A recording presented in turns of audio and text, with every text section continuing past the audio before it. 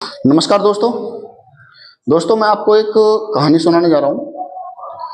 कहानी ये है कि एक तालाब के पास पेड़ था और उस पेड़ के ऊपर बहुत से बंदर और बंदरिया बैठे हुए थे। और उसी टाइम अनाउंसमेंट होती है कि आज की रात 2 बजे जो भी बंदर या बंदरिया इस तालाब में कूदेगा वो राजा या रानी बन जाएगा। अनाउंसमेंट हुई कि आज रात 2 बजे जो भी बंदर या बंदरिया इस तालाब में कूदेगा तो वो राजा या रानी बन जाएगा।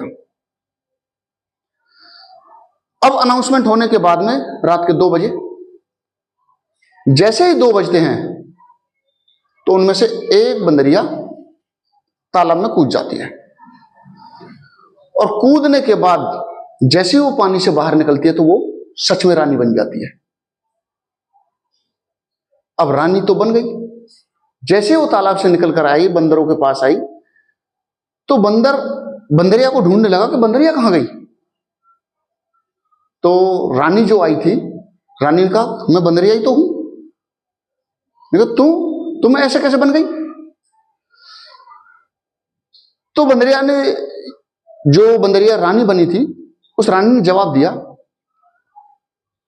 कि मैं ये सोचकर इस तालाब में कूदी, देखो अनाउंसमेंट जो हुई थी वो सुनी सबने थी और ये आप भी जानते हो कि हम रोजाना इस तालाब में कूदते हैं, नहाते हैं, निकलते हैं, पेड़ पे चढ़ जाते हैं।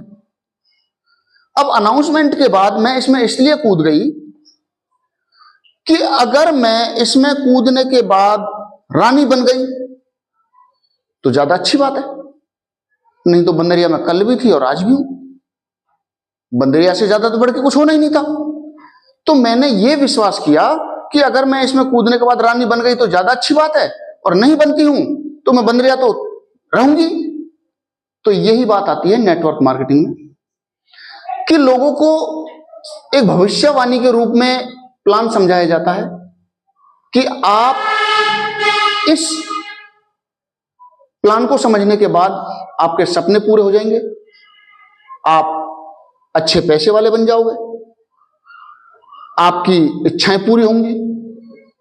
लेकिन जैसे और बंदरों ने उस भविष्यवाणी पर भरोसा नहीं किया, ऐसे ही बहुत से लोग इस प्लान पर भी भरोसा नहीं करते और जैसे उस पेड़ पर बैठे हुए बाकी बंदर ही रह गए, ऐसे ही इस सिस्टम में भी जो व्यक्ति भरोसा नहीं करता है